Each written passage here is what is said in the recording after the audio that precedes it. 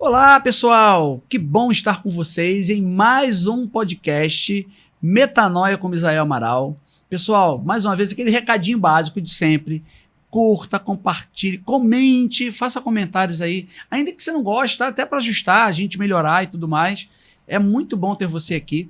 E hoje, pessoal, a gente vai falar de uma coisa muito prática, muito do nosso dia a dia, que é a vida financeira.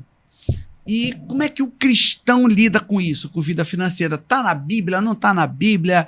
Deus está nesse negócio, não está nesse negócio? Eu trouxe uma pessoa muito especial, um amigo, primeiro um amigo querido, e alguém que, por onde ele tem passado, na questão tanto profissional quanto na questão eclesiástica, ele tem feito a diferença nessa área, que é o meu amigo, pastor Leonardo Morada. Bem-vindo, amigo. Amém, eu agradeço pela oportunidade de estar aqui nessa manhã. Muito Amém. Obrigado, pastor Misael. Bom dia ao nosso público. Pastor Leonardo Morada, pastor da Igreja Metodista Wesleyana em Magé, aqui no Rio de Janeiro. Além disso, ele é diretor do Instituto Wesleyano de Educação, ali o John Wesley, que fica também ali em Duque de Caxias, no Rio de Janeiro. É o nosso seminário interno, né, da denominação. Então, ele tem um grande desafio, tem vários cursos lá e tem sido assim, um tempo incrível, né? Ele na direção desse polo, que é o polo, né, do nosso Instituto Wesleyano de Educação. Além disso, palestrante, pregador. Olha, o pastor Leonardo Morada é uma bênção.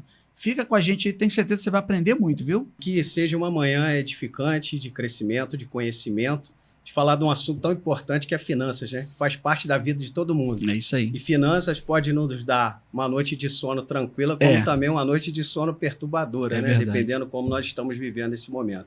Então, que seja um momento de crescimento. Amém. Aí, de conhecimento, para a honra e glória do nosso Senhor, né? Amém. Porque não, dinheiro faz parte, né? Faz parte. E é interessante, Léo, que é uma coisa que a gente precisa, todo mundo precisa disso, e às vezes a gente, infelizmente, relega. Eu tenho até um familiar, não vou dar detalhes, não, mas que eu me lembro uma vez, só vivia apertado e tal, e a gente, vem cá, quanto você gasta no mês?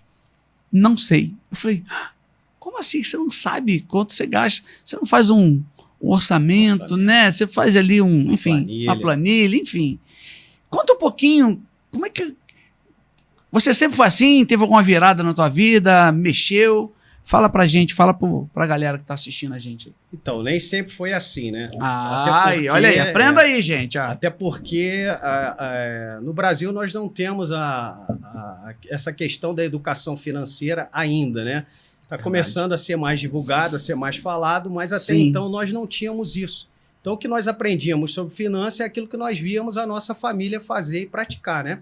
Então, o que eu aprendi olhando para a minha família, para meus pais, olhando para aqueles que estavam à minha volta, como é que eles lidavam com dinheiro. E a gente não tinha esse acesso como tem hoje. A internet, vários cursos sobre finanças, pessoas falando sobre finanças, educadores financeiros. E eu fui aprender realmente sobre finança quando casado de novo, tinha mais ou menos 1 ano de casado, eu trabalhava numa empresa como representante comercial, estava acostumado a ganhar um bom salário, com vendas, né? Mas era tudo comissão, então era comissionado. E num determinado momento, essa empresa mudou a forma de comissionamento e de pagamento. Olha. Porque aquilo que ela pagava... Ali então foi tua virada. Isso, aí começou a virada sobre essa questão de vida financeira. Porque o novo, casado de novo, ganhando bem, eu morava de aluguel, tinha plano de saúde, filho pequeno, toda uma estrutura... E acostumado a viajar, a gastar, encher o tanque do carro e botar no cartão, usar cheque predatado. A gente é dessa época ainda. Isso aí, do cheque, né? Então, às vezes, tem gente aí que não sabe nem o que é uma coisa de cheque, né?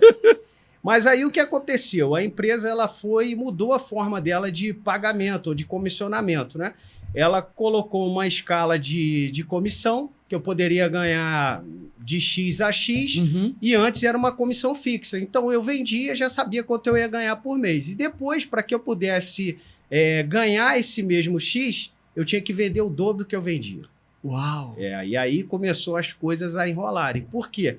Se eu vendia, um exemplo aqui, 100 mil reais, eu ganhava 3 mil, um exemplo. Depois, para que eu ganhasse os 3 mil, eu tinha que vender 200. E como é que eu conseguia vender o dobro? Difícil. Eu continuei vendendo os 100 mil, porém ganhando a metade do que eu ganhava. Se eu vendesse 100 mil, um exemplo, ganharia R$ 1.500. Então, assim, com todas as contas já cartão de crédito, cheque pré-datado, quando você passa a ganhar a metade daquilo que você ganhava e o teu salário está todo comprometido naquilo que você tem que pagar ainda à frente, então foi aí que as coisas começaram a enrolar. Entendi. Mas foi a partir daí que eu comecei então a aprender. Foi um mal que me trouxe um bem. Então hoje eu digo que todas as coisas cooperam para o bem daqueles que amam a Deus, né? Estava começando a chegar na igreja, conhecer mais o evangelho, querendo... Foi nesse período, então, né? Isso, foi nesse período de transição que veio tudo junto, né? O período de transição na minha vida para o evangelho, para vir para o evangelho, e esse período também de adaptação no casamento, primeiro ano, e começou então a questão da dívida a aparecer. E foi aí que explodiu tudo. Porque é muito cheque pré-datado, cartão de crédito. Uau, amigo. Porque se eu tivesse ganhando ainda a mesma coisa que eu ganhava, eu conseguia cobrir. Cobrir tudo. Porém, como não tinha essa educação financeira e achava que aquilo ali nunca ia acabar, eu ia só continuar ganhando a mesma coisa ou ganhando mais, né? Então, quando explodiu tudo, eu tive que sentar e repensar minha vida financeira e me reorganizar. Então, foi a partir daí que eu comecei a aprender sobre finanças. Ainda sem internet, como temos hoje, ainda sem esse acesso. Mas o que eu comecei a fazer? Deixei as coisas enrolarem, explodirem, e comecei a fazer tudo dentro daquilo que eu ganhava e me planejar dentro daquilo que eu ganhava. E aí foi onde eu comecei não mais comprar as coisas financiadas, mas começar a comprar à vista, me preparar. E dali eu vim aprendendo, fazendo isso, e vim pagando as contas que eu tinha que pagar, aquilo tudo que ficou enrolado, cheque, cartão de crédito, dívida no banco. Mas graças a Deus, a partir daí eu consegui quitar minhas dívidas e fui aprendendo mais sobre finanças. E aí é onde o caminho começou e me trouxe até hoje nesse lugar e na questão da educação financeira. E como é que você vê hoje, e a gente, né, nós somos pastores, né? Você acha que hoje a igreja ela tem essa função de preparar o membro, né, ali a ovelha, enfim, para essa questão financeira? Você acha importante isso? Eu acho importantíssimo. Eu acho que é uma das bases que a gente precisa ensinar. Só que ainda não é tão divulgado e nem é tão falado. Quando a gente olha para a questão de educação financeira ou a questão de falar-se de dinheiro, a gente ainda tem um pouco de receio sobre isso, né? Tu acha que tem resistência ainda? Eu acho que tem a resistência até devido a algumas teologias, como, né, a teologia da prosperidade, que trouxe um pouco de rejeição às pessoas ouvirem sobre isso. E também, de certa forma, as pessoas colocarem um título em nós ou atribuir algo aos pastores, à igreja, que na grande maioria não é a verdade, né? De que pastor só quer ganhar dinheiro, que a igreja só quer tirar dinheiro da ovelha. E na realidade não é isso. Para aqueles que pregam o verdadeiro evangelho, a gente não tem o dinheiro como o foco principal. Sim. Nós temos as pessoas e as almas. Sim. É claro que a obra ela precisa do recurso, né? Mas eu entendo que para a obra ela ter recurso, a gente precisa falar para as pessoas e ensinar as pessoas sobre recursos, sobre dinheiro. Porque se elas aprenderem a lidar com o seu próprio recurso, certamente elas vão ter recurso para poder semear no reino de Deus, né? Sim. Porque a Bíblia, ela mesma vai falar sobre dinheiro várias vezes. Isso que eu queria apontar, você já começou aí, isso que eu queria te perguntar também, pastor Leonardo. De que maneira os princípios bíblicos, né, que fala de mordomia, a forma como os cristãos administram seu dinheiro, isso é palpável de verdade? Porque assim, vou melhorar o que eu quero perguntar para vocês. Às vezes fala assim, mas o cara vai para a igreja e vai dar dinheiro para pastor, tem isso? Sim, né? Sim. Vamos ser sério. Mas o que eu vejo às vezes? É uma pessoa que tem uma vida desregrada, de noitada, por exemplo. Estou dando um exemplo. Né? Só em o cara se converter e não ir mais para noitada, parar com os vícios, sim, eu acho que ele já consegue economizar, ou não? Isso que você está falando é engraçado. Aí me arremete... Quando eu era solteiro, não era convertido ainda, então tudo que eu ganhava eu gastava. Eu saía, gastava o dinheiro... Não tinha regra para o dinheiro, eu queria era gastar e aproveitar. E eu lembro quando eu comecei a namorar, hoje a minha esposa, em 2 meses eu consegui comprar um carro. Porque eu comecei a namorar, parei de sair. Isso aí. Saía com ela só para ir numa pizzaria. Vou botar uma aguinha para você aqui. Vou botar uma aguinha para ele aqui, gente. Ótimo, obrigado. E aí? Está indo em um restaurante, algo assim. Sim. Né? Mas nada que chegasse que você gastava. Ao que eu gastava antes com essa situação de sair, gastar com bebidas, essas coisas. E aí, em 2 meses, eu consegui guardar dinheiro para comprar um carro. Olha isso, E depois de 1 ano, eu já estava casado, com uma casa montada, morando de aluguel, legal, né? E dando uma estrutura. Quer dizer, então à a minha tua família. vida estabilizada, né? Estabilizado, isso aí. Mas é algo que a gente realmente ainda fala e não fala para a igreja. E desde que eu passei por essa situação, então, uma das preocupações que eu tenho é ensinar as pessoas também sobre a vida financeira. Por quê? A vida financeira estabilizada, ela vai trazer conforto. Ela vai trazer paz sobre a nossa vida. Verdade. Porque muitas vezes nós pensamos muito no lado espiritual, só que nós somos compostos de alma, espírito, né, e o nosso físico, o nosso corpo. Então, tudo tem que andar encaixado. E quando a vida financeira ela não vai bem, isso tira a paz. Quem é que endividado ele consegue ter uma noite de sono tranquila e abençoada? A não ser que a pessoa for não esquentar a cabeça com aquilo que está devendo, o que tem que pagar, mas dificilmente vai ser assim. Pessoas direitas elas se preocupam em cumprir aquilo que elas ali fizeram de trato ou trataram, né, de pagar aquilo que precisam pagar. Então, a gente precisa falar sobre isso, levar as pessoas a aprenderem sobre dinheiro, sobre finanças, para quê? Para que elas tenham uma vida estabilizada nesse sentido também. E isso é algo que é bíblico, né? Eu até anotei aqui algumas coisas que a gente vai falar. Fala pra gente. Mas uma delas é que, quando a gente olha para a Bíblia, nós vamos ver que tem mais de 2.300 versículos que falam sobre dinheiro. Uau, olha isso. Fala sobre Qual a quantidade? 2.000? 2.300 versículos. Caraca, Vou falar sobre dinheiro sabia, e sobre administração financeira. É que não adianta só ganhar, né?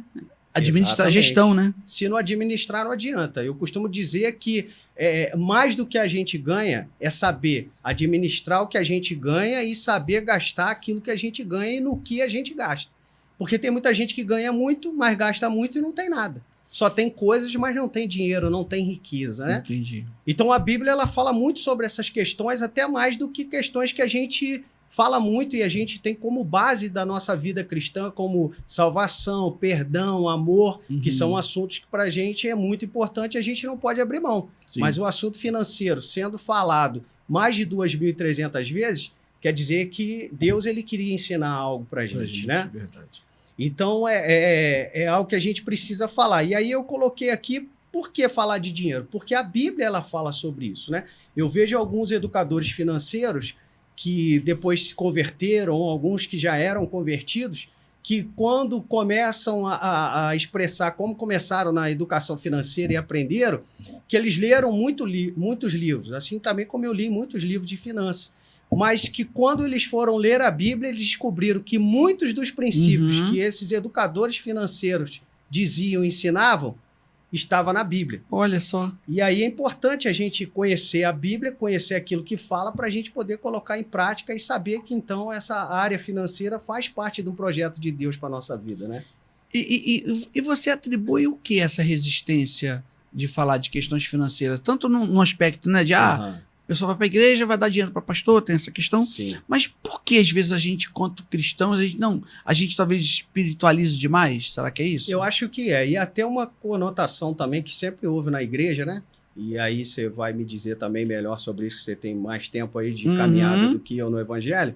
Era a questão de que quem tinha prosperidade e dinheiro não era santo e não ia para o céu. Até usar versículos, quem é rico é difícil entrar no reino do céu, porque Jesus falou isso, que é mais fácil passar um camelo pelo buraco de uma agulha do que entrar no reino dos céus. Então, ensinamentos errados, textos fora de contexto, que vão trazer essa preocupação e esse peso para aqueles que não têm um conhecimento verdadeiro do que estava sendo dito ali e o porquê que aquilo estava sendo dito, né?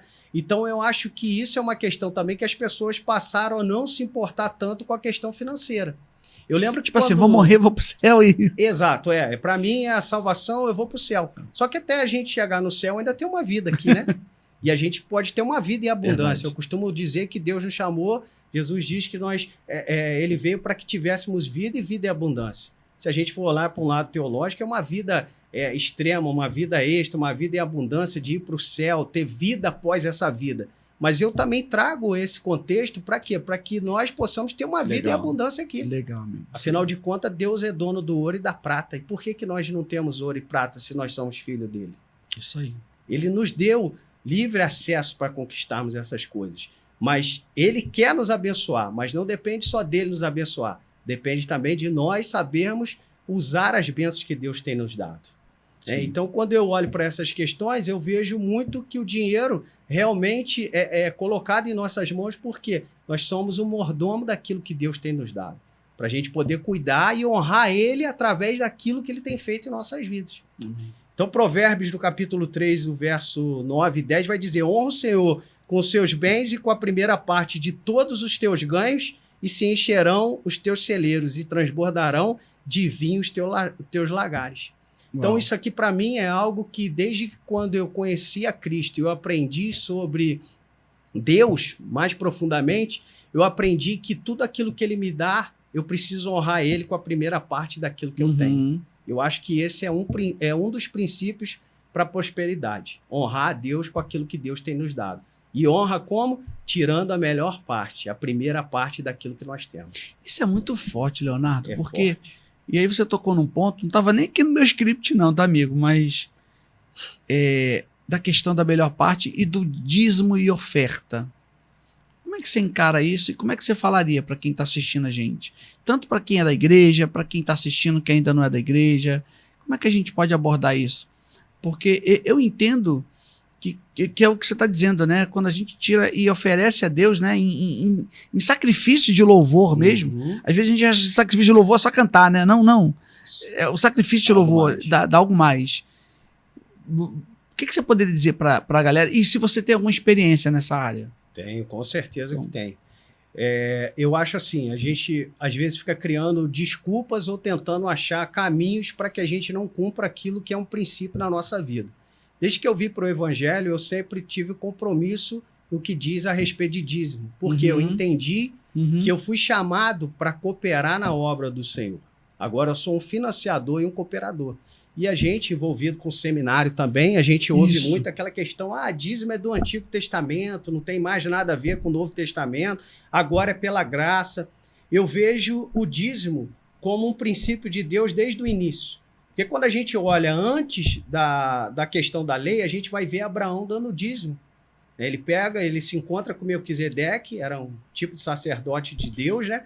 E quando ele encontra Melquisedeque o abençoa, e Abraão faz o quê? Dá o dízimo de tudo que ele tinha. Olha que legal. Depois a gente olha para a lei, a gente vê a instituição do dízimo, né? A 10ª parte de tudo aquilo que recolherem. E isso era enviado para os levitas, né? Sim. Mas até Levi, que era a tribo que não tinha terra, não tinha essas posses, ele também, o que recebia, ele também dava o dízimo daquilo que ele tinha.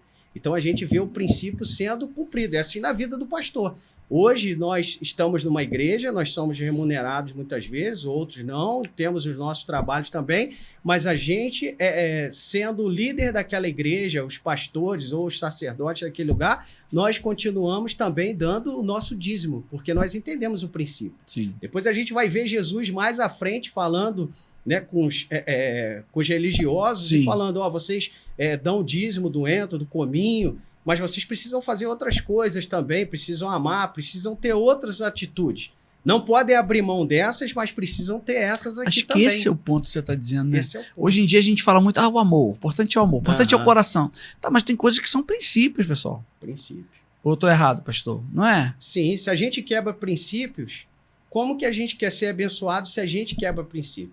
A gente vê Jacó, ainda não era lei. Jacó fala, Senhor, se tu fores comigo nesse caminho, me der pão, me der alimento, me guardar, me abençoar, tudo que eu tiver, eu vou dar o dízimo de tudo. Olha que interessante. Porque ele entendia que Deus é quem provia sobre a vida dele. E se Deus trazia essa provisão, ele tinha que honrar a Deus com aquilo que Deus estava dando a ele. Então eu entendo isso, que quando eu faço a minha parte, eu não faço pensando naquilo que Deus vai me dar, mas eu faço em gratidão por aquilo que Deus já tem me dado. Uau. Porque a palavra vai dizer que aquele que semeia, ele dá semente ao que semeia, e ele vai dar em abundância, ele vai fazer abundar e enriquecer todas as áreas. Uau. É uma metanoia aqui, ó. Até o tema do nosso podcast. Metanoia, é uma mudança de mente mesmo, né? Mudança de mente, é essa mudança. Então, e cada vez eu vou aprendendo mais que aquele que doa, cada vez ele vai ter mais. O generoso, quem age de generosidade, ele vai ser muito mais abençoado. Isso é algo natural que flui. Amém. Mas isso tem que estar no nosso coração. Não é só uma atitude para mostrar para alguém, mas é uma atitude generosa que está no nosso coração. E a gente tem tantos casos que a gente poderia citar quando olha lá a viúva, né? Aquela viuvinha vai lá, coloca aquela moedinha, aí fala, deu tudo que ela tinha. Não era o valor que era significante para Deus. Não foi só o ato dela dar, mas foi o coração generoso dela, que Deus entendeu que o coração dela era generoso. Cristo viu isso, entendeu isso. Ela queria fazer por amor, sabendo que tinham pessoas ali que precisavam daquilo que estava sendo feito, né? Então isso é a graça e a beleza das bênçãos de Deus sobre nós. E eu tenho aprendido que quanto mais a gente desapega dessas coisas, mais elas vêm para a gente. Interessante isso. Interessante. Né? E você viveu isso? Deixa eu falar da questão da tua experiência. Você teve? Um que você consegue compartilhar com a gente? Você lembra? Eu sempre fui uma pessoa assim, de querer ter algo, conquistar algo. Sempre gostei de dinheiro. A verdade é essa. Eu nunca amei o dinheiro, mas sempre gostei de dinheiro e, na realidade, não do dinheiro, mas daquilo que o dinheiro ele pode me proporcionar, né? Sim. Porque, como eu disse, todos nós queremos conforto, queremos comer bem, queremos viajar, ter uma boa roupa, né? Ter uma tranquilidade. Uma dignidade, financeira. uma vida digna, Exatamente. vamos ser sérios. E o que vai trazer isso pra gente, a gente entende que é Deus que está no controle de todas as coisas. E o dinheiro é uma ferramenta.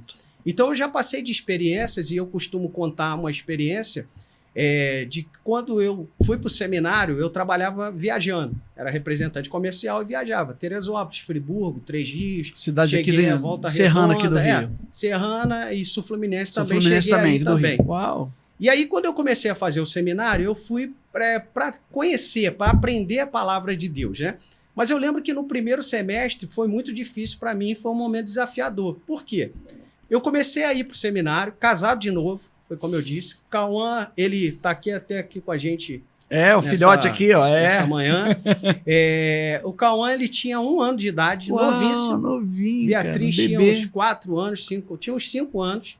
E eu precisava trabalhar para poder manter, morava de aluguel ainda. E eu comecei a fazer o seminário e precisava viajar. Só que com isso eu viajava de 15 dias para dormir fora. Caramba, viajava toda semana, mas para dormir fora de 15 dias. Quer dizer, E cada ali, 15 dias você estava fora de casa. A cada 15 dias eu estava fora, ficava 2 dias fora, no máximo, no mínimo 1 a 2 dias eu dormia fora. Só que com isso foi me atrapalhando a fazer o seminário também. Porque eu chegava, os professores falavam, você tira até nota boa.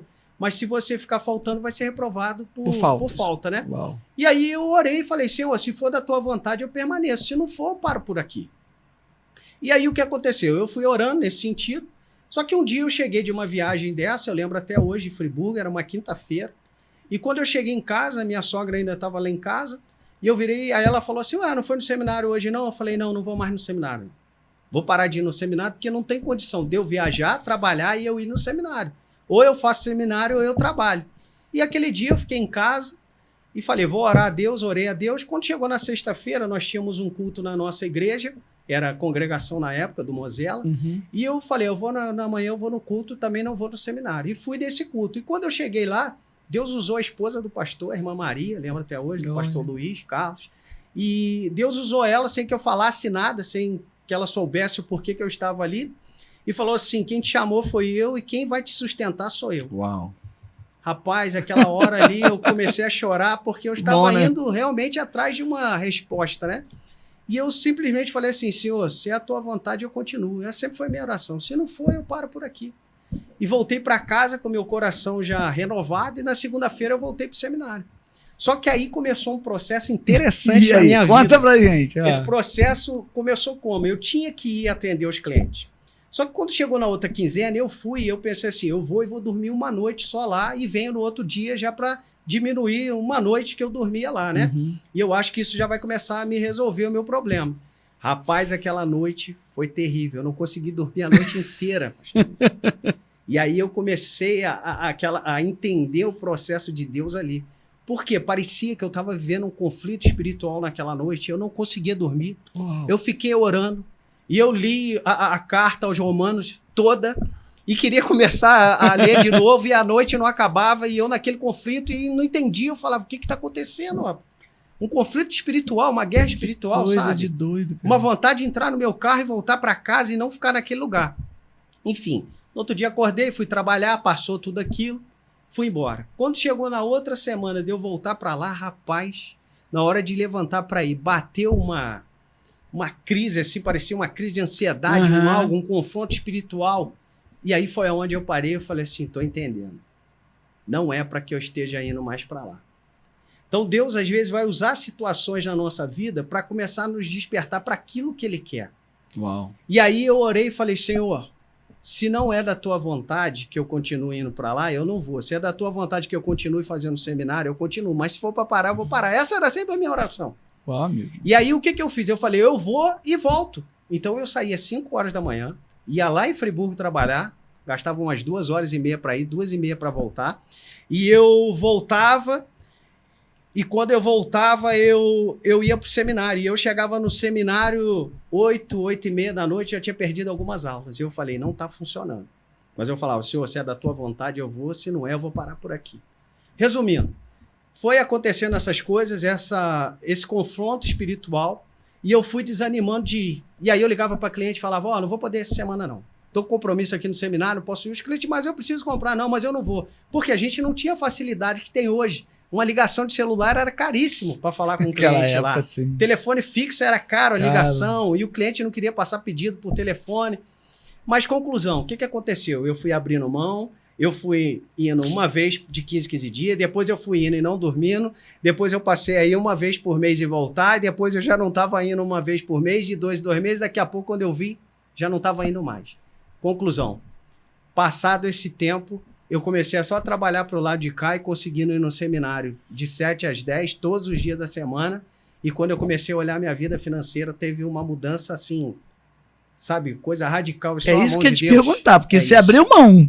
Como é que ficou? E eu falei, Senhor, eu abro mão. A consequência disso. Eu abro mão do que eu tiver que abrir financeiramente para viver o que tu tem para mim. Uau. E ali eu abri mão e Deus começou a prover na minha vida e daqui a pouco tempo, não sei precisar o tempo, mas eu sei que foi pouco tempo, eu comecei a ganhar o dobro do que eu ganhava viajando tudo, cara. Gastando linda. Menos e ganhando muito mais daquilo que eu ganhava. Coisa linda. Porque eu abri mão do meu interesse próprio, daquilo que eu queria, entendendo que Deus estava no controle, na direção. Amém. Uau, forte isso, hein, cara? Forte. Porque assim, você contando aqui é lindo o desfecho, mas o processo, meu amigo... Não é fácil não, viver isso. Você abrir e falar assim, como é que vai ser? Eu tenho meus filhos para cuidar, eu tenho casa para cuidar e eu sempre fui aquela pessoa ativa de querer fazer e conquistar algo e saber aonde eu queria chegar. Sim. Mas eu fui entendendo que aonde eu queria chegar agora já não era o meu querer próprio, mas era o querer de Deus na minha vida.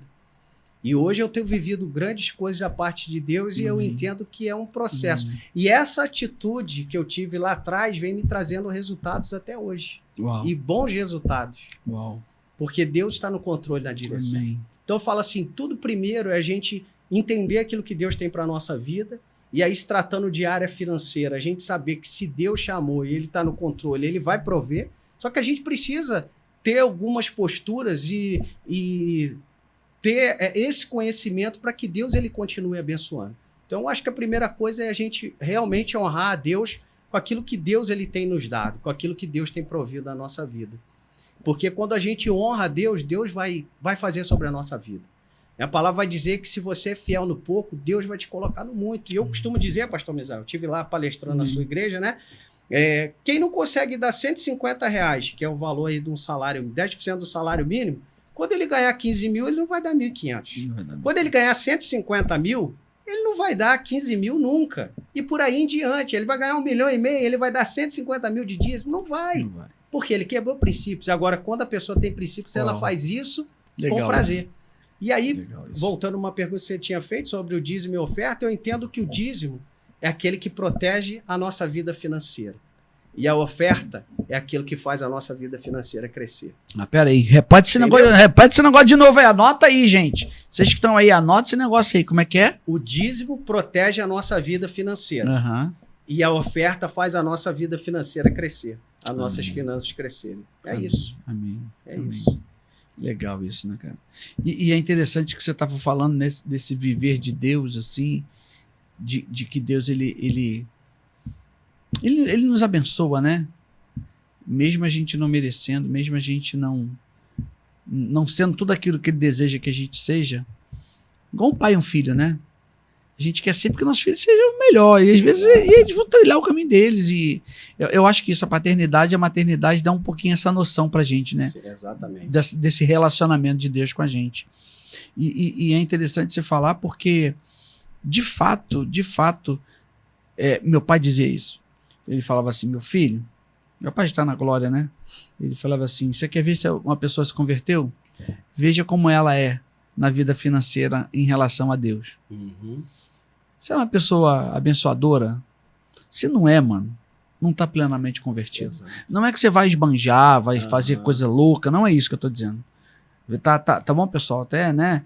Que aquilo que o pastor Leonardo falou muito bem aqui. Há charlatães, há o mau pastor, há o cara né, o indivíduo que é só realmente tirar. Há isso, gente. Há em todas as áreas. A Bíblia também fala sobre isso, né? Exato. Os falsos profetas, falsos mestres e tudo mais. Mas que, de fato, nós precisamos nos converter na nossa vida financeira. E aí que você está dizendo da questão do princípio, isso é muito importante, cara.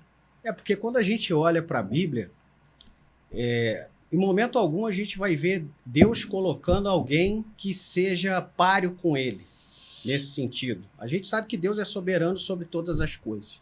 Mas somente ele vai colocar como Senhor que vai, vamos dizer assim, vai disputar com ele a atenção e o coração das pessoas, ou a vida da pessoa, ou a entrega, vamos dizer assim. Melhor dizer, a entrega da pessoa a um Senhor. Que ele fala, ou amarás a Deus ou amarás a Mamon. E aí a gente vê então que o dinheiro ele é algo que ele pode fazer a pessoa se corromper realmente. Uhum. Mas não é o dinheiro em si, porque o dinheiro ele é neutro. O dinheiro ele não é bom e nem é ruim. Sim. A forma que nós ganhamos o dinheiro Sim. e a forma que nós aplicamos e gastamos o nosso dinheiro é que vai definir se aquele recurso ele veio de uma forma boa, uma forma ruim, ou se ele foi gasto de uma forma boa ou uma forma ruim. E outro, o dinheiro na nossa vida ele deve ser sempre o meio, nunca o fim. Por que pessoas se perdem? Porque o dinheiro passa a ser o fim. E aí Deus ele vai colocar mamon, dinheiro, riqueza, né? Que significa mamon, mamona, significa mamona, mas significa riquezas, dinheiro. Então, uma pessoa, quando ela coloca o seu coração nessas coisas, aquilo vai ser o final para ela. Ela vai querer ter aquilo como final e não como meio para poder viver, para poder abençoar e fazer algumas coisas. E eu entendo que Deus ele tem que ser sempre o primeiro na nossa vida. Ele tem que ser o primeiro e ele tem que ser o último na nossa vida, no sentido de tudo que eu fizer e conquistar, Deus está em primeiro lugar. E o dinheiro ele tem que ser o caminho. Porque se nós colocarmos o dinheiro como a real finalidade da nossa vida, a gente vai passar por cima de quem tiver que passar. Nós vamos ser gananciosos e a ganância faz você conquistar as coisas por meios ilícitos, você passa por cima de quem você tiver que passar, você faz o que tiver que passar, você perde amizade, você perde a tua família, você perde tudo por causa de recurso. Agora, ser ambicioso é diferente. Sim. E muitas vezes nós ouvimos, a ambição é pecado. Não. A ambição é você conquistar as coisas pelo meio lícito. Concordo. Se a gente não tiver ambição, a gente não avança. A gente precisa ter ambição. Eu quero ter uma boa casa, eu quero ter um bom carro, Sim. eu quero viajar para um bom lugar, eu quero comer coisas boas, Sim. eu quero ter a ambição de poder ajudar as pessoas. Isso é uma ambição também. Verdade. E a gente só faz isso se a gente tiver recursos. Verdade. Não é isso? Verdade. Então é por aí. Uau, muito legal. Olha, tô aprendendo muito. Eu não sei vocês, viu, gente? Mas olha, o homem é bom, viu? O homem é muito bom. Gente, e aí, Léo, deixa eu te fazer outra pergunta aqui. E acho que vai muito na linha do que a gente está falando, que eu pensei aqui o seguinte. Como é que a gente, enquanto crente, enquanto cristão, a gente conseguiria equilibrar a responsabilidade financeira, que um pouquinho que você já estava falando, e a generosidade, evitando o consumismo e quanto à avareza, porque que é o equilíbrio. É um pecado, né? Pecado. Mas o consumismo também é. Sim. Né? E aí, como é que você... Porque é o que você tá explicando pra gente de princípios bíblicos, de que a gente precisa se preocupar com a questão financeira, mas como é que eu consigo equilibrar esse fiel da balança aí, entre avareza e generosidade? Tudo é um princípio do equilíbrio realmente, né? E consumismo, né? E consumismo. É a gente aprender a lidar com o recurso que a gente tem. Isso. Show. Quando a gente aprende a lidar, a gente vai saber equilibrar nossas finanças. Todo educador financeiro ele vai trazer bases da educação financeira, né? Entre elas, eu poderia dizer, uma das mais importantes é o quê? É você gastar menos do que ganha. Isso é um princípio que não pode ser quebrado. Quem gasta mais do que ganha nunca vai ter nada. Então, é gastar menos do que ganha, doar e poupar. Doar e poupar. Uau, legal. Então, doar é uma parte. Todo educador financeiro ele vai falar dessa parte de doação. A gente entende, a gente fala aqui sobre os 10% do dízimo. Mas isso pode ser muito mais. Eu posso dar meus 10% na igreja e eu posso passar ali e ver uma família necessitada e eu ajudar ela com algo. Amém. Eu posso ver alguém que está precisando de alguma coisa, mas não é porque eu já doei os 10% na igreja que eu não vou doar para aquela pessoa. E isso me faz próspero. Porque a minha mente entende que quando eu dou porque eu sou próspero. Uhum. E eu sou abençoado. E quando eu sou abençoado, eu abençoo pessoas e vou ser mais abençoado ainda. Mas para que a gente chegue até esse caminho, eu entendo que ainda tem outros caminhos que a gente precisa percorrer. E aí eu quero falar algumas coisas aqui para a gente pensar a respeito disso, né? Para quem quer ter uma vida financeira próspera e que muitas vezes hoje não está vivendo isso. Uhum. Às vezes pode ser que você esteja aí participando hoje desse podcast, Isso. esteja assistindo e você esteja num momento de dificuldade financeira. E às vezes você não entende nem o porquê que você está passando aquilo, está orando, está pedindo a Deus para te abençoar, e às vezes Deus já está querendo mandar a bênção, mas algumas coisas precisam ser quebradas. E eu entendo que não é só na área espiritual. Existe a área espiritual, né? A gente precisa entender isso, orar, clamar a Deus, quebrar tudo aquilo que foi influência, né, negativa ou maligna que tenta nos prender nessa área, mas em nome de Jesus, se nós agora reconhecemos a Jesus como o único Senhor e Salvador, isso é quebrado.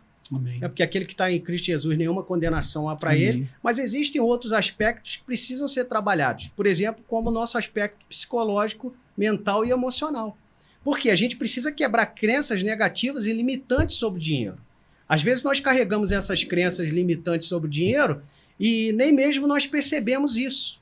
Mas isso veio como? Com falas que nós aprendemos na adolescência ou quando criança, na juventude, e que aquilo está incutido dentro do nosso subconsciente. E isso nos leva ao quê? A criar essas crenças que nós não percebemos que temos e traz dificuldade, então, para que a gente possa prosperar financeiramente. Por exemplo, pessoas costumam dizer que não se acham merecedoras. Tem pessoas que não se acham merecedoras de ter dinheiro. Olha. E se ela não se acha merecedora, ela não vai ter. Tudo aquilo que você simples achar assim. que não é para você, não vai ser para você. É muito simples. Uau. Se você achasse que você não conseguiria nunca ser um doutor, né? O que aconteceria? Você não seria. Você está certo. Se você acha que você pode, você pode. Se você acha que você não pode, você não pode. Você não vai conseguir. Você pode não poder. Gente, entendeu? Isso é muito doido isso. Então é muito doido, mas é a psicologia. Exato, então tem gente que não se acha merecedor. Por quê? Se você fala para ele assim, não, tu vai ser abençoado, vai ser rico, Deus me livre. Eu não quero ser rico, não. Eu não quero ser abençoado. Por quê? Às vezes ouviram isso e... Perdão. Quando eu estava falando a respeito da igreja, quando eu cheguei, algumas coisas que eu ouvia de discurso sobre a área de finanças, né? Que falavam sobre isso. Ah, não, porque se tiver dinheiro, tu se afasta da presença de Deus. Aí a pessoa cria essas crenças limitantes e acha, não sou merecedor. E se eu tiver isso aqui, eu vou me afastar. Doido, cara. Aí eu costumo até brincar e dizer que se riqueza afastasse todo mundo de Deus, o diabo fazia todo mundo rico, né? Ia fazer todo mundo ficar rico, porque aí a pessoa ganhava dinheiro e se afastava de Deus.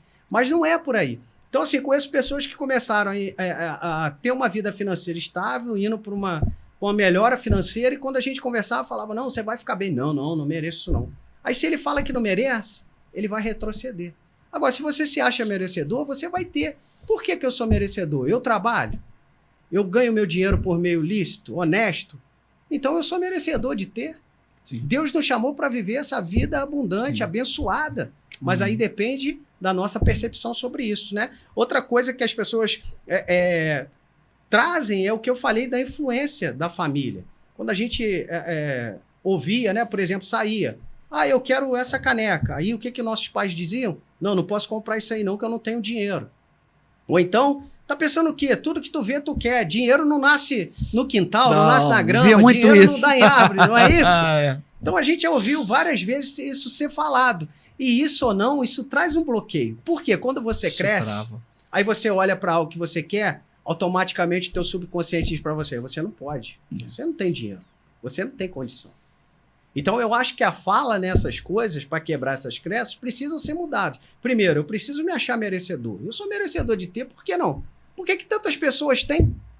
E aí a gente olha para o Salmo 73, não é isso? Onde o autor ali vai entrar nesse questionamento, por que os ímpios prosperavam e tinham as coisas, o Salmo de Asaf, e ele não? É. E às vezes tem muita gente dentro da igreja, servos de Deus, realmente, pessoas sérias, que não conseguem prosperar e não entendem por que os outros têm e eu não consigo ter. Bom. Ainda fala assim, é propósito de Deus que eu sofra. Será que é? Meu Deus, Deus não quer que a gente sofra. Quanto mais nós tivermos, a igreja tiver, pastor Misael, mais a gente vai conseguir alcançar pessoas e ajudar pessoas. Amém. Então, assim, a gente precisa quebrar. E aí, quando a gente ouve esses discursos e essas coisas, isso fica enraizado dentro da nossa mente. E aí eu costumo dizer, quando eu aprendi isso, meus filhos saíam até hoje, pai, eu queria isso, compra isso. Eu posso até ter o recurso, ou se eu não tiver aquele recurso no momento, a minha fala é o seguinte, essa não é a nossa prioridade agora. Nós temos outras prioridades. Por quê? Você não fechou a porta. Você está dizendo... Você não disse não. Exato. Você está dizendo assim, não é o momento agora, mas daqui a pouco vai ser o momento de alcançar isso aqui, entendeu? Então, legal, vai por esse caminho. Legal. Outra questão é dizer que dinheiro é a raiz de todo mal. É isso que a Bíblia fala? Em 1 Timóteo 6,10 vai dizer que a raiz de todo mal é o amor ao dinheiro. Então, assim, se a gente ama o dinheiro, a gente não ama a Deus. Se a gente ama a Deus, a gente não ama o dinheiro. Mas a gente quer o dinheiro para ser o meio e não o final, como eu disse, entendeu?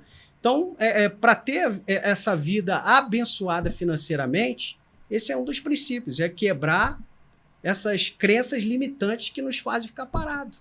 Ah, eu vim de um lugar pobríssimo, eu não tinha condição de nada, minha família não tinha. Não, eles não tinham, mas você tem. Uhum. Deus te capacitou de dons, de talentos, de sabedoria. Só orar, pedir a direção a Ele e seguir em frente, que aí a gente consegue conquistar. Mas precisa ser quebrado essas crenças limitantes. Você acha que tudo isso que você falou aí, e essa... Gostei dessa frase, né? Crenças limitantes que a gente às vezes tem, né? E a gente tem, né, amigo? Você tá falando... Eu fiquei lembrando de mim, tá? Será que não falta também, talvez, em nós uma oração mais por discernimento? Exato. Oração e pedir sabedoria a Deus. Exato, né? Eu entendo que tudo é de Deus e tudo vem de Deus. A sabedoria, ela vem de Deus. Quando a gente olha para a Bíblia, e aí eu falei da parte de aprender com a palavra sobre finanças, quando a gente olha para Provérbios, vai falar muito sobre recursos. Quando a gente olha para Eclesiastes, vai falar muito sobre recursos. Então, assim, a gente precisa orar, pedir a Deus o discernimento e a direção que Ele vai direcionar. Quando a gente estiver lendo um texto, a gente aprender com aquele texto e colocar aquilo em prática na nossa vida. E aí Deus vai dando o discernimento, vai dando a sabedoria. Só que assim, eu entendo que Ele vai dando a sabedoria da direção que a gente deve aprender. Entendi. Porque tem muita gente também, pastor Misael, não sei se você vai concordar com isso que eu vou dizer, tem muita gente que quando a gente fala assim, Deus chama e Ele capacita. Ele acha que Deus chama e já te dá tudo, o roteiro de todinho. condão, né? Exato. Ó, o caminho é aqui, você vai fazer isso, é assim, assim, assim. Ó, você vai ganhar tanto, você vai poupar tanto, vai... Não é isso. É isso. Ele te dá a capacitação do que? De você ter entendimento naquilo que você vai aprender. Então a gente precisa buscar os caminhos. E eu costumo dizer isso porque nós precisamos cuidar e fazer multiplicar aquilo que o Senhor tem nos dado. Uhum. E aí eu aprendo muito isso e tem uma parábola que eu gosto de citar sempre nas minhas palestras, que é a palavra e a parábola dos talentos, né? Lá de Mateus capítulo 25, a partir do verso 14, vai falar sobre a parábola dos talentos. Por que eu gosto de usar essa parábola? Muita gente costuma falar dessa parábola sobre talentos realmente que Deus deu, né? Dom de louvar, dom de pregar. Então, use o teu talento. Tá, usam a palavra, fazem uma assimilação com aquilo que eles pretendem espiritualmente, com os dons que Deus deu e fazem uma aplicação. Mas ali está falando realmente de recursos financeiros. Porque o talento era esse peso de recurso, ou em ouro, ou em prata, né? Que significava o valor, o montante de dinheiro que aquela pessoa tinha. Um talento era mais de um ano de um trabalhador comum. Hoje, um assalariado, um talento significava um ano do trabalhador dessa pessoa no peso de prata. Se fosse de ouro, então, era muito mais. Uhum. E quando eu olho para essa passagem, vai falar que aquele senhor, ele pegou, deu 5 talentos para um, 2 talentos para outro e 1 talento para o outro. E aí, o interessante nessa parábola, e depois você que está em casa, se quiser ler ela na íntegra ali, com mais propriedade, você vai ver que ele distribuiu esses talentos segundo a capacidade de cada um. Então está dizendo algo. Se ele deu 5 para um, 2 para outro e 1 para outro, porque o de 5 tinha mais capacidade do que 2 e o de 2 tinha mais capacidade do que receber 1. Então, quando eu olho para isso me saltou aos olhos, assim, a minha percepção, que eu entendi, eu falei, se eu me capacitar e eu aprender mais e saber lidar mais com aquilo que Deus está provendo, ele vai prover mais na minha vida. Por quê? A parábola vai continuar e vai dizer que quando aquele senhor volta e ele vai reaver aquilo que ele tinha deixado com eles, o que tinha 5 multiplicou mais 5. O que tinha 2 multiplicou mais 2. Então o que tinha 5 agora está com 10. O que tinha 2 agora está com 4. E o que fez aquele que tinha 1? Enterrou. Forte isso. Cara. Aí aquele senhor fica aborrecido. Se eu soubesse, era melhor que você tivesse colocado na mão dos banqueiros, não é isso que ele vai falar? Que aí eles teriam multiplicado, meu dinheiro multiplicava. Exato. Você enterrou, você é um servo infiel, inútil, né? Dizendo com as minhas palavras. Nisso, né? Forte. Exato. Aí ele fala, aí ele pega aquele, e aquele que tá com um só, que enterrou, ele pega e dá para aquele que tinha 5, fez mais 5, agora ele não tem 10, agora ele tá com 11. E aí a parábola vai dizer assim, aquele que tem, cada vez terá mais. E aquele que não tem, até o que não tem, isso é muito forte, pastor. Até o que não tem, lhe será tirado. E aí entra, né, e eu costumo dizer que tem uma fala que as pessoas dizem, aquele que é rico, cada vez fica mais rico. E aquele que é pobre, cada vez fica mais pobre. Isso é algo natural. E é interessante. É natural. Que você está trazendo assim, essa leitura bem literal do texto, porque às vezes a gente espiritualiza isso, entende? Exato. Só espiritualiza, entende o que eu estou querendo dizer? O que eu estou querendo dizer é o seguinte, joga na conta de Deus ou do Espírito Santo. Não, a gente tem responsabilidade nisso, gente. Exato. A responsabilidade é nossa, de preparo, de orientação, de estudo, de se planejar, de gestão. Olha quanta coisa. Exato.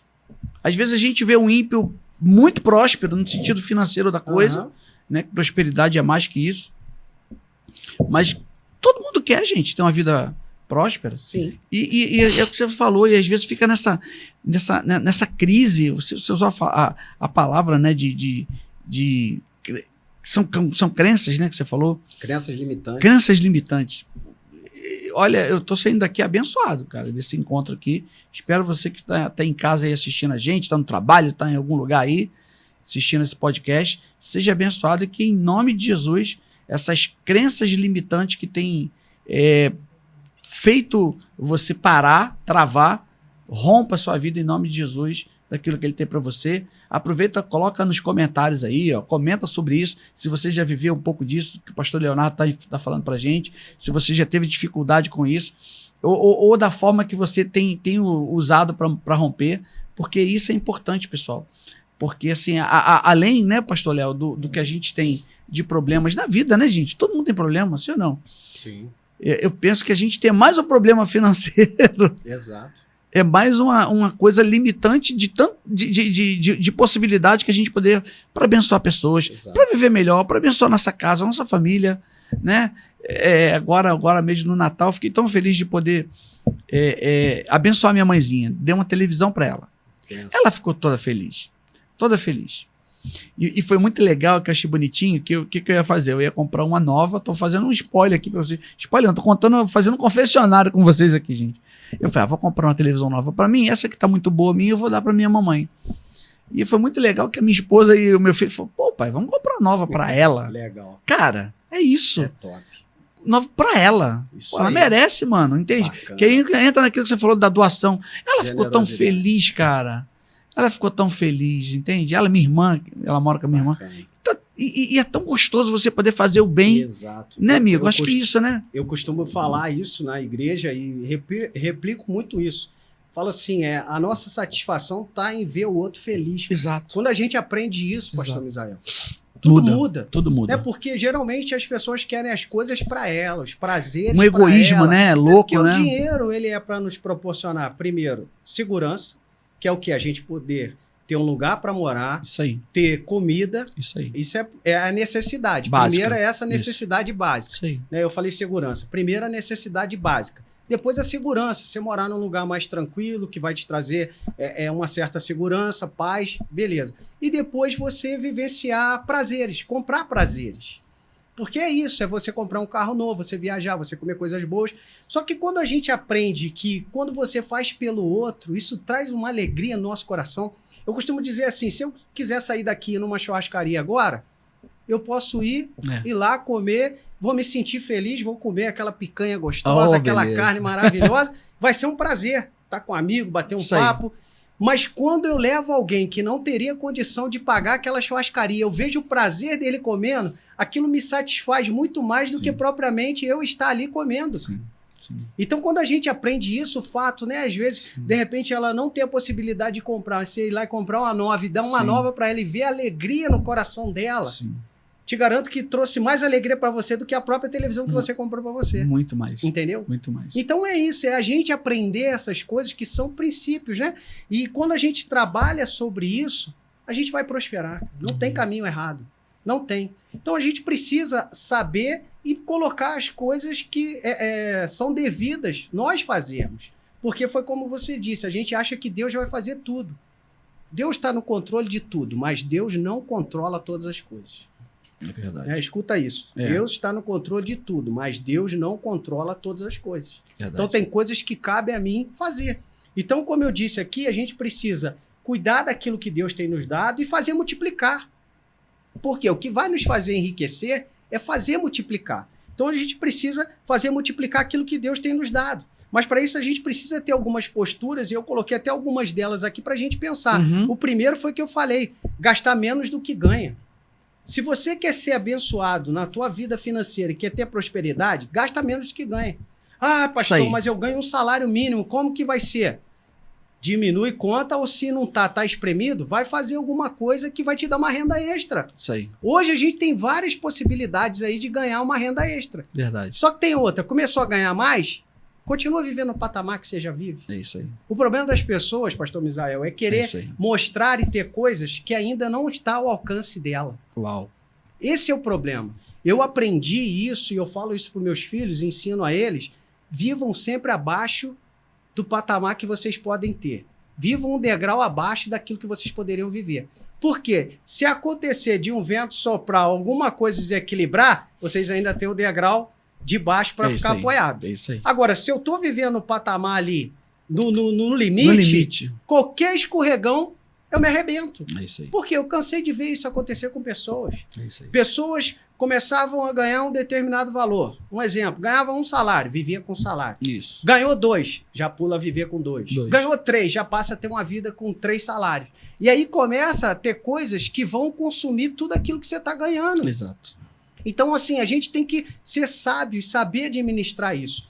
Quantas situações eu poderia estar vivendo ou tendo outras coisas e eu preferi não ter. E até hoje, eu olho, às vezes eu tenho um desejo, poxa, eu queria um carro. Eu também. Às vezes dá para mim ter. Sim. Eu posso ir lá e comprar aquele carro. Só que eu falo, só que se der um vento, eu pisar ali numa casca de banana, eu vou escorregar e aí você perde tudo. Então eu vi muita gente conseguindo coisas e perdendo coisas, porque quando mudava a situação, tinham que se desfazer de tudo que tinham. Uau. Quantas pessoas a gente conhece assim? Quantas pessoas você em casa conhece, ou alguém que está próximo de você, que às vezes está lá em cima, daqui a pouco está lá embaixo. É aquele, um dia eu estou rico, um dia eu estou pobre. E a riqueza, ela é construída dia a dia. Então, o primeiro princípio, gastar menos do que eu ganho, viver um patamar a mais. Está ganhando um salário, passou a ganhar 2, continua vivendo com um período. Daqui a pouco você sobe um pouquinho. E o que eu faço com o resto? Investe, aplica, vai aprender. É isso que vai fazer o dinheiro crescer. É isso aí. Porque as pessoas não querem esperar isso. Né? Não contrair dívidas. As pessoas têm prazer em contrair dívidas. Eu venho conversando com meu filho sobre isso. Pega o cartão, divide em 10 vezes, faz em 15 vezes. O cartão não é para isso. É para isso. É para quem sabe usar. Para quem não sabe, não é para isso. Isso aí. Os ricos e os milionários, dificilmente eles compram coisa à vista, sabia? Tem muita gente que acha que rico e milionário compra à vista. Não, eles compram financiado. Ah, é? É, porque eles não tiram o dinheiro principal deles. Olha isso, cara. Mas eles tiram de um investimento, eles tiram de uma renda passiva que vai vir para pagar prazeres que eles querem, coisas que eles querem. Um rico mesmo, um milionário que compra um carro, uma Ferrari ou algo, ele não tira do principal dele para comprar. Ele compra financiado com renda passiva, com algo que dá dinheiro para ele fora do que é o principal dele. Olha que interessante. Só que o pobre faz, e quando eu falo pobre, gente, me perdoa a expressão, não quero dizer aqui que a pessoa que está sem dinheiro ela é pobre. Ela pode ter uma mentalidade pobre ou uma mentalidade rica. A mentalidade pobre vai fazer com que a pessoa fique pobre sem recurso o resto da vida. E a mentalidade rica pode ser que a pessoa, nesse momento, esteja até passando uma dificuldade financeira por algumas circunstâncias da vida, mas em um determinado momento ela vai virar a chave, essa condição, e ela vai chegar lá. Então, assim, a pessoa de mentalidade pobre, todo dinheiro que entra, ela quer gastar. Ela não pensa em investir, ela pensa em gastar. Né? Até brinquei aquele dia, brinco nas palestras, que se pegar um jovem desse aí hoje, você dá 10 mil reais na mão dele, se ele tiver uma mentalidade pobre, você dá 10 mil, vai falar assim, você vai comprar o quê? O que ele vai comprar? iPhone. Fala pra mim. Vai comprar um iPhone, um celular, um smartphone top. Eu quero um iPhone 17, eu quero um Samsung última geração, eu quero isso. Agora, você dá o dinheiro para quem tem uma cabeça de alguém próspero e rico. Ele vai pegar aqueles 10 mil e vai falar assim, como é que eu posso fazer mais dinheiro? E com o dinheiro que ele vai fazer, o que vai entrar de retorno desse dinheiro, aí ele compra o que ele quer, tá me entendendo? Eu falava isso com ele. A gente não pode gastar do principal, a gente tem que gastar do que vai gerar desse principal. Aí você nunca mais fica pobre. Nunca mais você vai passar dificuldade financeira. É mentalidade, né, amigo? De novo, o nosso metanoia aí, ó. Porque assim, senão a gente contrai dívidas, a gente fica na mão de quem tem dinheiro. Eu anotei aqui Provérbios 22:7 que diz, o rico domina sobre o pobre. E o que toma emprestado sobre o pobre, e o que toma emprestado é servo do que empresta. Olha só, o rico domina sobre o pobre, e o que toma emprestado é servo do que empresta. Isso é a palavra que está dizendo. Quem tem dinheiro, empresta e recebe juros. Quem não tem dinheiro, pega emprestado e paga muito mais juros. Por exemplo, eu tenho dinheiro investido. O investimento dá 1% ao mês, 1,2%. Às vezes pega uma ação que dá um pouquinho mais. Mas aí, se eu preciso pegar dinheiro emprestado, eu vou no banco, tu acha que o banco vai me cobrar 1% de taxa? Vai cobrar 10%, 15%, 12%. A Selic tá 15%. A Selic tá 15%. Ontem teve a reunião, essa semana do Copom, né? Que vê a questão da taxa de juros aí. Isso tá aí, 15%, né? Isso aí. Então você tem lá, no ano você vai receber quase 15% de juros. Agora, se você pega emprestado, você vai pagar 300% de juros. Tá entendendo? Entendi. Então, por isso que o rico, pastor Misael, cada vez fica mais rico, e é pobre cada vez fica mais pobre. Por quê? Ele sabe lidar com o dinheiro. E o problema é a nossa vontade de querer consumir, de ter o agora, o prazer momentâneo. Isso. E aí a gente tem que saber trabalhar com isso. E aí tem outro princípio, outra base, é não desperdiçar com excessos. Tem gente que gasta, desperdiça com excesso. A palavra em Provérbios 21:17 vai dizer que a gente tem que gastar no que é necessário. Adquirir o que é necessário. Para que eu vou ter 50 blusas no meu guarda-roupa se eu não vou usar? Para que eu vou ter 30 pares de sapatos se eu não vou usar? Isso aí. Então, assim, eu sou uma pessoa que eu gosto muito de comprar roupa. Eu gosto. Só que eu sou equilibrado. Eu compro o que eu preciso, roupas que vão adequar com outras roupas, isso é uma dica. Tem uma camisa que combina com vários tipos de cor de calça, Legal. Uma calça que combina com vários... Sapato, a mesma coisa. Então você adequa, faz um guarda-roupa que se chama cápsula, né? Um guarda-roupa ali minimalista e tal. Você consegue adequar. Olha aí quando legal. eu compro, ainda falei com meu filho hoje, comprei umas roupas essa semana. Chegar em casa agora, vou tirar outras que estão boas e vou doar. Legal. Por quê? Se a gente tem excesso, tá dizendo que a gente não precisa ter.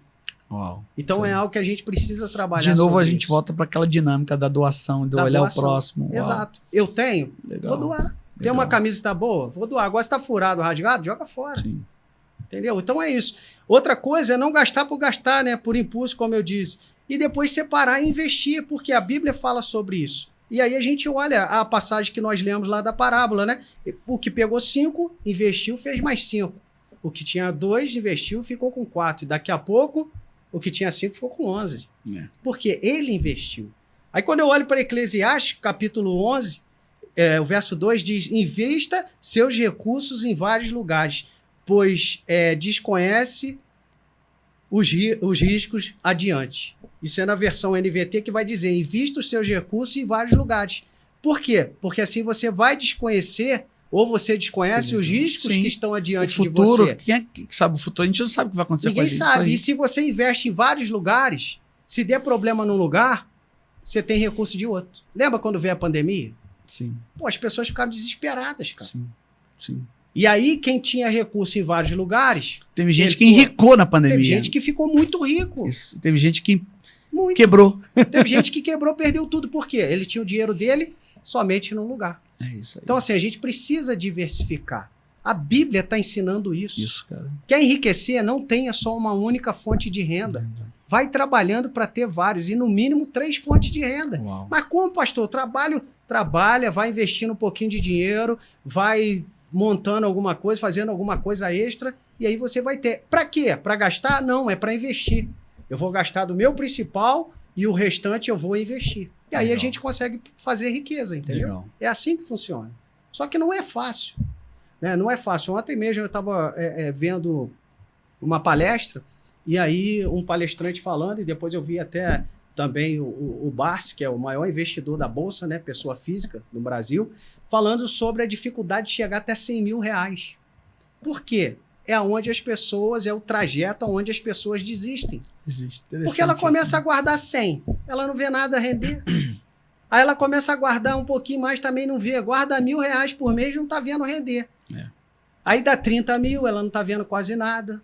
Dá 40 mil, ela está vendo R$400. Aí sabe o que ela pensa? Vou comprar um carro novo. Vou comprar uma roupa nova. Vou sair para viajar. Só que aí que está o erro. A gente precisa persistir. Porque não é passe de mágica, mas parece que é. E a gente não crê em passe de mágica. Amém. Mas a gente crê em disciplina. Quando se chega depois dos 100 mil, os juros compostos ele começa a trabalhar com uma força que o dinheiro começa a trabalhar por você. Porque muita gente trabalha por dinheiro. Só que a minha mentalidade, desde que eu aprendi, é eu chegar num ponto que eu não vou trabalhar mais pelo dinheiro. O dinheiro é que vai trabalhar por mim. Então a gente tem que construir isso, pastor Misael. Porque depois que você chega aos primeiros 100 mil reais, aí você já está tendo de juro por mês, no mínimo, R$1.000 por mês. Vamos supor que você todo mês fazia um aporte de R$1.000. Quando você chegou a 100 mil, o aporte já está igual, o valor do juros já está igual ao aporte que você fazia. Uau. E ali vai crescendo. Se você demorar 10 anos para juntar 100 mil, os outros 100 mil para chegar a 200 mil, você demora 5. Para chegar a 300 mil, 400 mil, você vai demorar 2 anos e meio. Assim, o tempo diminui muito, entendeu? Entendi. Só que a força do a dinâmica do juros muda. Exato, muda. Aí você já muda a escala. Aquilo que você estava investindo, agora o que está te dando de juros é maior daquilo que você está investindo. Daqui a pouco aquilo que está investido está te dando mais do que você já ganha por mês com o teu trabalho. Aí você chegou na independência financeira e na riqueza. Só que não pode pegar desse dinheiro principal e gastar. Pega do juro, gasta do juro. Eu falei isso com meu filho hoje. Se amanhã eu tô lá com 1 milhão... Presta atenção aí, filho. Tô lá com 1 milhão, tá me rendendo 10 mil por mês e eu ainda tenho o meu trabalho, eu posso ir lá comprar um carro financiado, pagar 2, 3 mil por mês. Eu não tô tirando o meu, tô tirando o juro que o meu dinheiro tá trabalhando para me dar. Tá entendendo?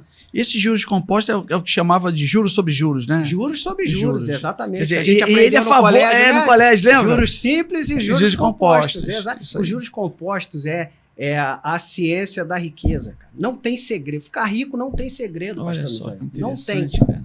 Só tem que ser disciplinado. Uau. Só. Não tem chave mágica, não existe. Eu já li vários livros sobre riqueza.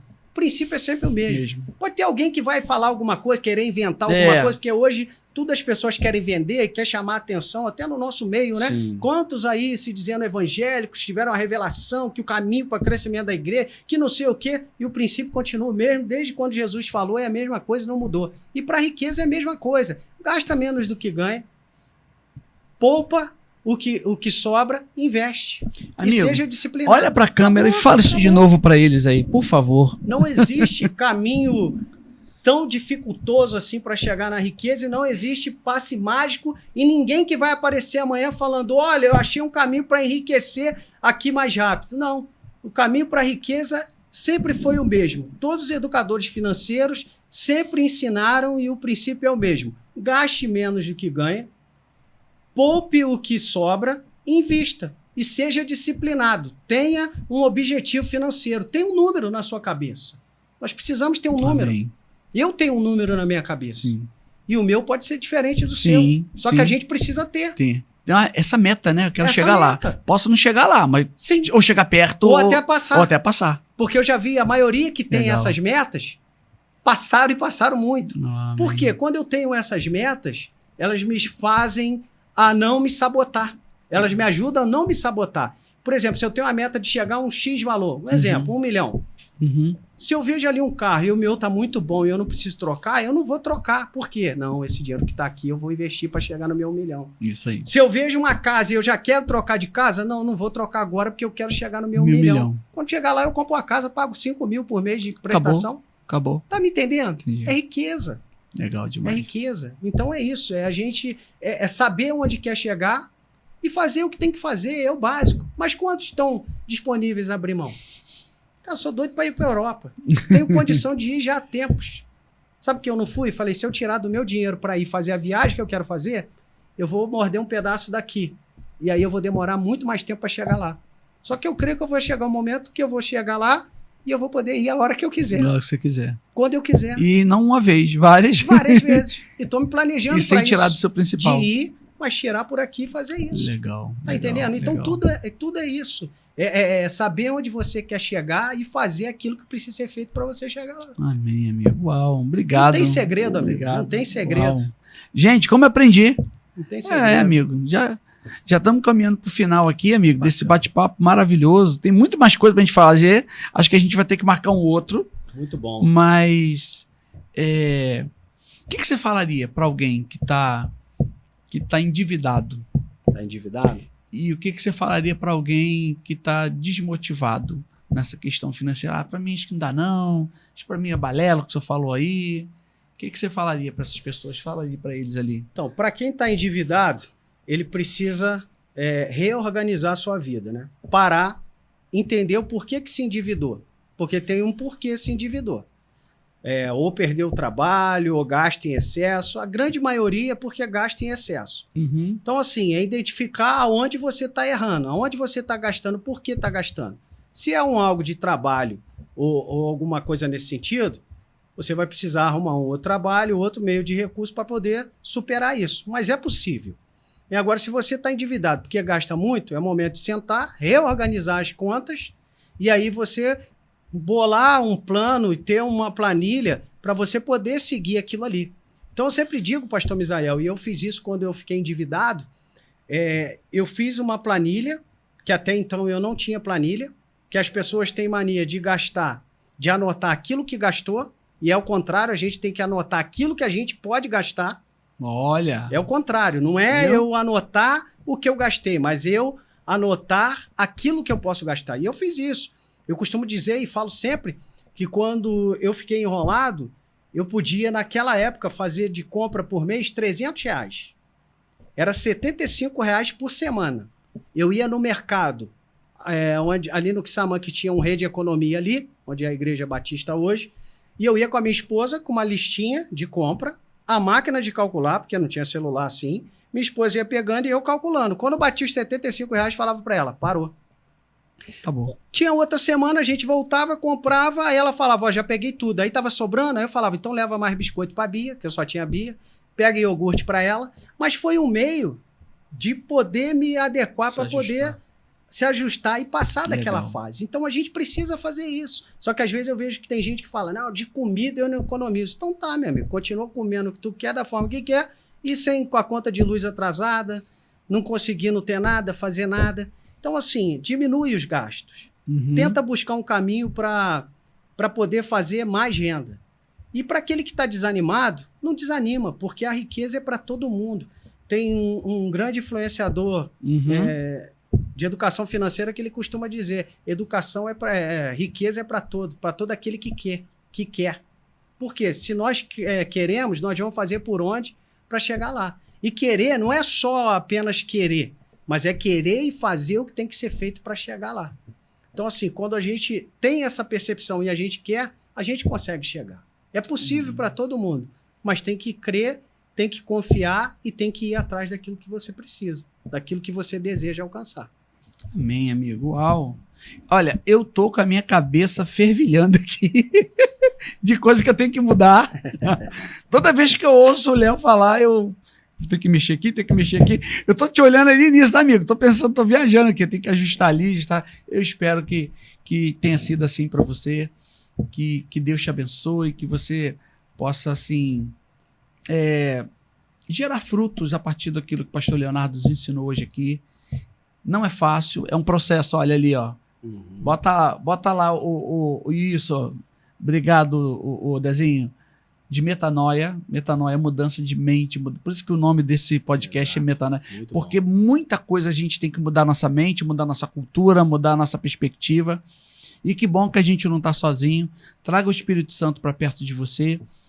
Peça a ele orientação. Leia a palavra, né? Pastor Leonardo deu vários exemplos aqui da palavra nesse nosso bate-papo aqui. Mas, assim, que Deus te abençoe. Eu tenho certeza que de tudo que a gente falou aqui, tudo que o pastor Leonardo nos ensinou aqui, você vai colher muita coisa boa e aplique. Não adianta, uma coisa que eu tenho aprendido, não adianta, o que faz a diferença na nossa vida não é aquilo que a gente sabe, mas é aquilo que a gente coloca em prática. Exatamente. Então faça isso, tá bom? Para que o Senhor te abençoe, te guarde. Pastorzão, obrigado por você estar aqui. Amém. Que privilégio. Se você quer deixar mais alguma mensagem para o pessoal aí. Eu vou deixar três. Fala aí. Uma microfone dica aqui é de seu. 3 livros para o pessoal ler, que também foram os livros assim que abriram a minha mente, né? Uhum. E fez com que eu tivesse mais vontade, mais conhecimento para poder desenvolver mais na vida financeira. O primeiro é um clássico aí que todo mundo fala, todo educador financeiro cita esse livro, que é o Pai Rico, Pai Pobre, de Robert Kiyosaki, né? É um livro que, assim, ele mostra que nem sempre pelos meios tradicionais que as pessoas nos ensinam desde pequeno é o que vai fazer a pessoa enriquecer e a diferença, né? Então, esse livro é extraordinário, ele vai dar caminhos ali, vai mostrar. O outro é O Homem Mais Rico da Babilônia, de George Clason, que ele vai também falar sobre essa questão de saber empreender, o empreendedorismo ali, ele vai mostrando como que faz para poder construir riqueza. E o outro é As Mentes Milionárias, Tim Harvey Eker, né? Que ele também vai trazer alguns princípios ali que vão abrir a mente para a pessoa, para ela poder realmente percorrer o caminho da riqueza. Legal. Então, como eu disse, riqueza não é uma questão de sorte, não é uma questão de eu dei sorte na vida, eu tenho que ganhar em algum lugar para ser rico. Não, é questão de querer ser rico, colocar em prática aquilo que precisa ser colocado, né? E ter a disciplina. A disciplina é tudo. Você falou algo aí que sempre quando eu vou pregar, eu falo na minha todas as orações que eu lembro de quando eu vou pregar, eu falo, Senhor, que eles aprendam a tua palavra, que eles vivam a tua palavra acima de todas as coisas, que eles aprendam a tua palavra, que eles guardem a tua palavra, mas acima de tudo que eles vivam a tua palavra. Por quê? Sim. Se a gente não colocar em prática, de nada adianta. Então, muitas pessoas que de repente agora estão nos ouvindo nessa manhã, sabem o que precisa fazer, apenas não fizeram. Então faça, coloque em prática e você vai ver a sua vida financeira mudar, não só a sua, mas daqueles que estão ao seu redor e daquilo que você pode fazer com os recursos que Deus tem te dado. Que Deus abençoe a cada um, que você possa prosperar rica e abundantemente, que o ano de 2026 seja um ano extraordinário, seja realmente um ano de mudança. Para você que já está no caminho, continue construindo. Para você que não está, nunca é tarde. Sempre há tempo para construir. E que Deus abençoe a todos vocês.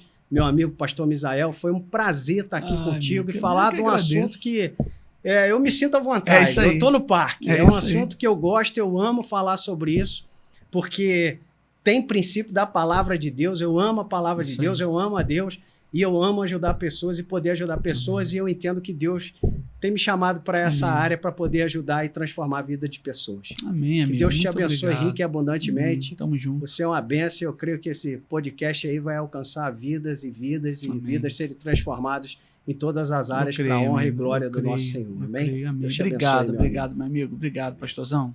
Gente, é isso. Foi um privilégio estar com vocês aqui em mais um Metanoia com Misael Amaral. Não se esqueça de se inscrever no canal, comentar, divulga isso aí também, compartilha, vai ser muito bom.